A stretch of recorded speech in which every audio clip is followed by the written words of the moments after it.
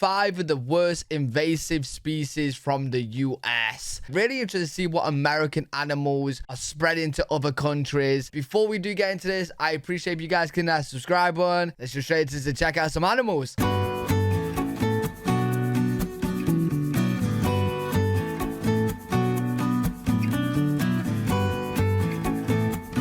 Hello everyone, hope you're doing well, and of course Arnie does too. Now on this channel I've done plenty of videos on invasive species. Normally I focus on a certain location and go through different species that are invasive there. On multiple occasions I focused on the US, as North America does have big problems with invasive species. But North America is also home to some invaders of its own. Plenty of common American animals make great invaders, and have successfully managed to take over many countries around the world. How? In this video I will be focusing on these species, as I'll be going through 5 of the worst American invaders. Yo, I would totally understand like fish, bro, because they could just swim through the ocean.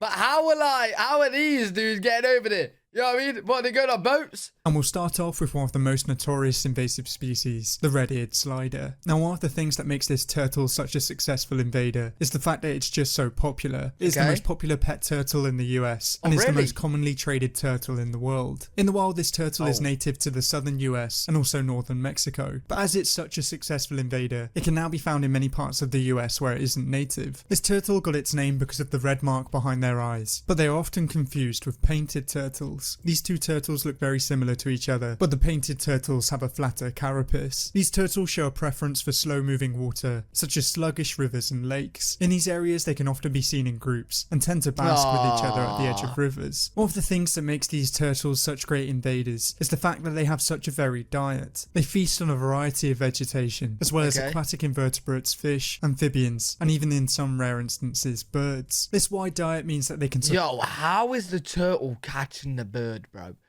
Yo, if you're a bird and you're getting caught by a turtle to be eaten, hey, yo, you gotta learn how to use your wings, man. You shouldn't be getting caught by a turtle. Survive in many places that other turtles can't. But life for a young red-eared slider is by no means easy. Only around 1% of red-eared sliders reach sexual maturity, as the vast majority of them are picked off by predators. One of the things that make... Wait. That's sad. Only 1% make it. 99% of these are eaten when they're... Oh, bro, what?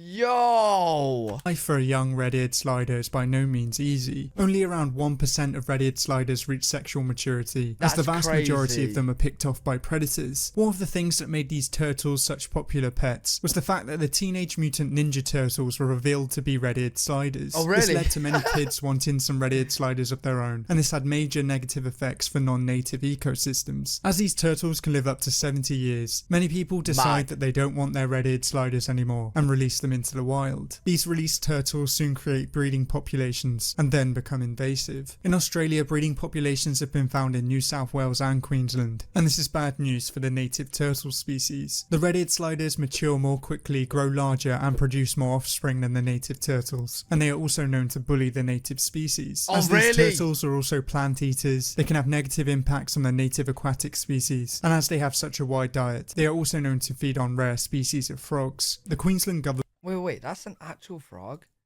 Bro, what is this, space frog? Bro, what? Species of frogs. The Queensland government has invested close to $1 million Australian in attempts to eradicate these turtles. These turtles have also been linked to salmonella infections, which cause to eradicate these turtles. These turtles have also been linked to salmonella infections, which causes significant public health costs. Oh, crazy. It's the same story in northeast India, as these invasive turtles are known to outcompete many vulnerable species of freshwater turtle. So far, it's proven to be very hard to control these reptiles, and to this day, they're one of the worst American invaders. Yo, America, what's wrong with your turtles, man? Bro, why are they moving like this, man? It is crazy, dude. But our next American invader is the American mink. The American mink is a semi-aquatic species of mustelid native to North America, and like many other members of its family, it's known for being very feisty and can... Wait, what's wrong with his head? Family. Why is... It's known for being... Why does he look like he's got a hat on? Why does he look like he's got a hat on? very feisty and can take on prey much larger than itself. These What? minks are found in most wetland habitats, from rivers and lakes to coasts and marshland. In these areas they are very efficient hunters and feed on pretty much anything they can get their paws on. Okay, that's a crazy ass photo, bro. That's a crazy ass photo, bro. Yo, what? Are these just mental as well? So you got crazy turtles, crazy minks, whatever these. Yo, what? Now in these videos it is never my intention to villainize certain species. In almost every case humans are behind the introduction of invasive species. Okay. It is never the animal's fault that they are introduced into ecosystems where they don't belong and they are simply trying to survive. This is especially the case with the mink, as it has a very sad backstory. The mink was imported into many countries across Europe in the 1900s, and this was to supply the fur industry. These mink were put straight into fur farms where they were treated very cruelly. Minks are the most common animal farmed for their fur, and on these farms the workers breed the minks and then kill their offspring when they are around 6 months of age. It takes around 50 to 60 minks to make a single fur coat, and farmers tend to use the cheapest slaughter methods to kill as many animals as possible. It takes 50 to 60 of them to make a fur coat. Bro, that's crazy. That's crazy, bro. Yo, we don't do this nowadays, do we? Like, correct me if I'm wrong, but I'm pretty sure people don't give a crap about, like, real fur. You know what I'm saying? Like, bro, it don't really make a difference, you know what I mean? Like, if someone was offering me a real fur coat and a fake fur coat, I won't care which one I've got. You know what I'm saying? Bro, 50 to 60 to make one. That's crazy, bro. And farmers tend to use the cheapest slaughter methods to kill as many animals as possible. In my opinion, it's crazy that this industry is still alive today, and people should be more aware of where they get their clothing from. Wait, it actually is?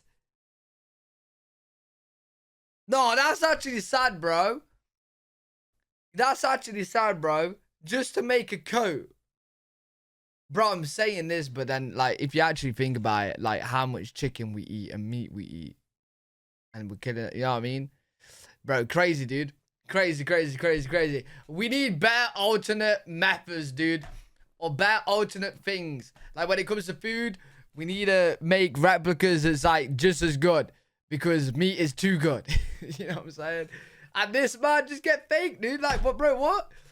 Yo, surely it much difference. Get their clothing from. Luckily for some of the minks, many of them managed to escape from these fur farms and managed to survive in the wild. They were established in many countries across Europe by the 1950s, and this had major negative impacts on the native species. In the UK, they fed on large amounts of water voles, which are now vulnerable in the UK. Wait, they're in the They're UK? also known to compete with the native European otters, but in recent years, the European otter numbers have started to increase. It is estimated that there are around 110,000 American minks in the UK, and there's Wait, where? There's 110k in the UK. What? I never knew that. This number could yet increase. In the rest of Europe, they also cause problems by feeding on water birds and also competing and preying on the European mink. I've personally seen a few of these guys in the wild, and even though it's not their fault, they are great American invaders. But okay, yo, I ain't ever seen any of these, bro. I ain't never seen any minks in the UK. Where are they in the UK? Where are they?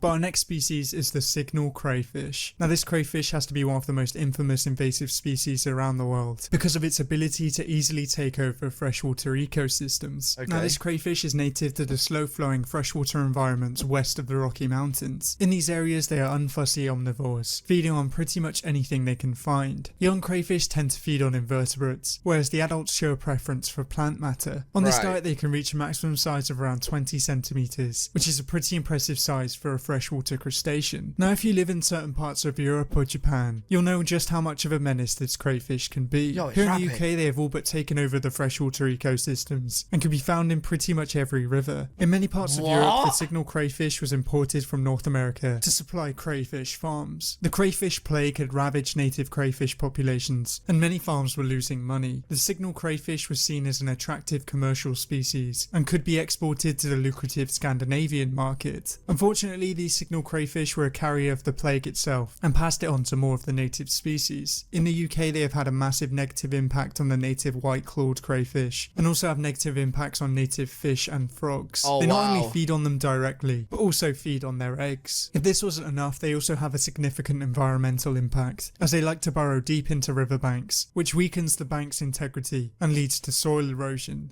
Hey, yo. Hey, American crayfish, leave us alone, dude. Yo, our rivers are already bad enough, man. We don't need to be worse, dude.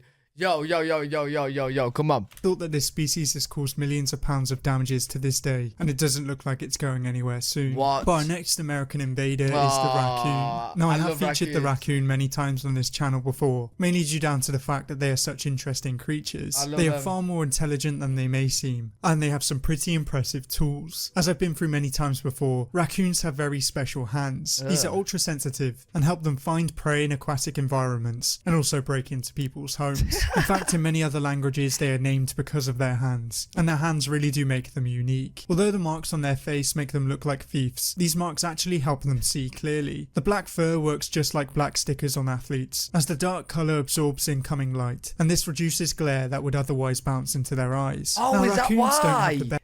I never knew why they put black paint on their eyes. That's why. It wasn't just for fashion, style. It actually helped. Reputation, mainly due down to the fact that they are so adaptable. They are one of the few species that thrive in urban areas and are very happy to go through people's garbage. This isn't just because they're lazy, but because they are very opportunistic feeders. They are thought to be as intelligent as some primate species, and this allows them to be so successful in urban environments. But today they don't just limit themselves to North America, as they can be found in parts of Europe and Japan. In Germany, they are known as wash bears because of their habit of dousing food in water. 2 pet raccoons were released into the Josh bears because of their habit of wait, the raccoon just picked up the food, the cat food, put it in water to what? Dousing food in water. 2 pet raccoons were released into the German countryside in 1934, and this was by a poultry farmer who wanted to enrich the fauna. Later on in 1945, 25 raccoons escaped from a fur farm, and these raccoons, along with other escapees, soon created a massive population. By 2012, it was estimated that Germany had more than 1 million raccoons. Wait. You're telling me 2 was released, 25 escaped, and now you got 1 million?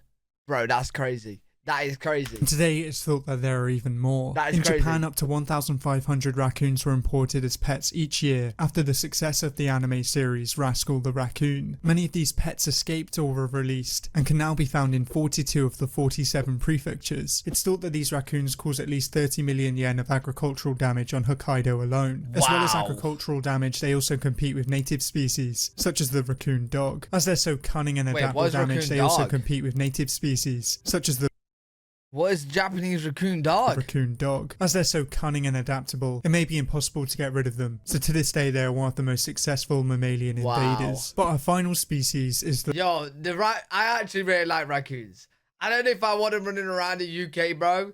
Bro, why is it these invasive species just seem crazy from America, dude? Like, what is with America and the crazy-ass animals, man? largemouth bass. Now this predatory fish is one of the most iconic fish in the US, as it's loved by the majority of fishermen. These fish are skillful ambush predators and are known for being very aggressive and very greedy. In their freshwater homes they feed on many different freshwater species of fish and crustacean, but large specimens are also known to feed on water birds, mammals, and sometimes alligator hatchlings. On this diet they can reach a maximum size of around 75 centimeters. You're telling me a fish is eating an alligator, bro? I know it's a baby alligator, but yo, come on. Which makes them the largest of the black basses. As this fish is so popular with anglers, many people in other countries want a piece of the market. This is the main reason behind them being imported into other countries, and this is especially the case in Japan. They were first imported by a Japanese businessman in 1925, as he thought it would kickstart a fishing craze. Instead, bass fishing did not really catch on, as Japan has a very different fishing culture, and because these bass are such efficient predators, they had massive negative impacts on the native fish species. But it's not just other fish that these bass can... Wait, so Japan imported these fish to kickstart more fishing? Sure, man, sure. They wanted to fish them that badly. They had massive negative impacts on the native fish species. But it's not just other fish that these bass can endanger. As in Guatemala, the largemouth bass has been blamed for the extinction of the Atitlan grebe. These birds fed on the same prey as the largemouth bass, and when they were introduced into the same environment, they soon outcompeted these grebes. So although they are a very popular sport fish, they are one of the worst invasive fish in the world. But that's wow. So you imported the fish, bro, and it's just killed off of a species. Bro, that's crazy. I didn't think a fish would be able to do that. Fish seems so innocent. Not this guy. Not this guy from America, the largemouth bass. in the world. But that's about it for this video. Yo, really good video though. Enjoyed that. Let me know what you guys think of that in the comment section. Which one of those species is your favorite? I think my favorite is the raccoon. I do really like the raccoon. Good video. Hopefully you guys enjoyed the video. Make sure you leave a thumbs up, subscribe for more content. I'm live every single day on twitch.tv/L3WG. If you guys want to check me out over there, I'll see you all in the next one. Peace.